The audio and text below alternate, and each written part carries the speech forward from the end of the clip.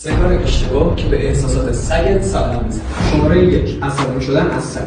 سگ‌ها معنی عصبانیت رو مثل ماها متوجه نمیشن. عصبانیت به سگ یاد نمیده که چطور رفتار یا برخورد بکنه، بلکه باعث میشه از شما بترسن. شماره 2. برداشتن ظرف غذاشون حین غذا خوردن. این کار باعث میشه که استرس بگیرن و غذاشون رو سریعتر بخورن و همچنین تاثیر منفی روی دستگاه گوارششون داره. شماره 3. توجه کردن بهشون. وقتی میخوان باهاتون بازی کنن حتما همراهیشون کنید و بی‌توجهی نسبت بهشون نکنید. اگر میخوای احساسات سگت خوب بشه، عدد 4 رو واسمون کامنت کن تا روشش رو بهتون بگم.